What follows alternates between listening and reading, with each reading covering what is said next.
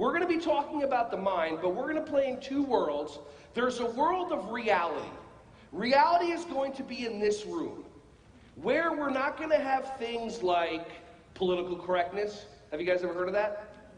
For me to do, oh, here comes the rumble across the room, something like that. Okay, so I can never do anything politically correct.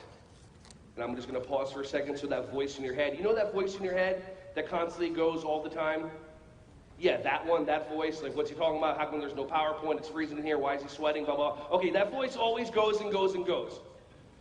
So that voice in your head is going to make up stories throughout the whole entire day, and we're going to talk about that because that voice in your head exists in the part of reality, it exists in the opposite of reality called your mind.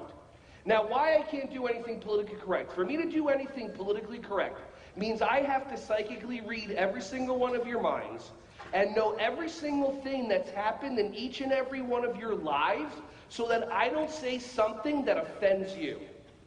How many of you would kind of, some people are nodding their head, how many of you would agree that's kind of like where we're at, especially in our world? Yeah, but is that anywhere near remotely possible? Have you met people in your life that have said words to you and have gotten you upset, and they shouldn't have said those words because they should know what gets you upset? Some of you are like, I thought this was going to be about kids. Why is this about us? Okay?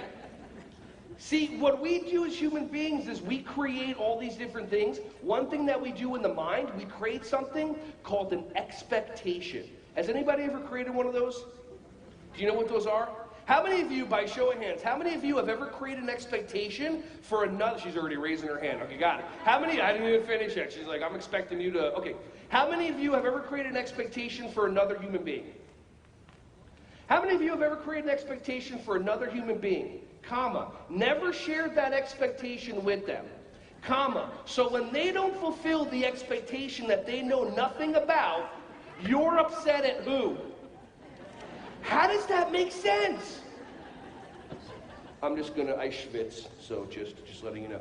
Okay, how does that make sense? Watch, I'm literally gonna over dramatically show you what we do. Okay, ready?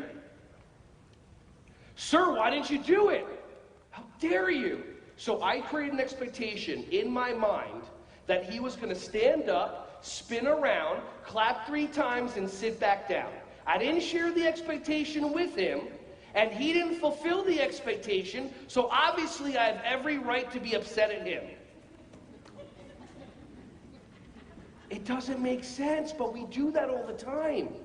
Hey everyone, thank you so much for watching my videos. Ron Schwally here. Just wanted to say I appreciate you.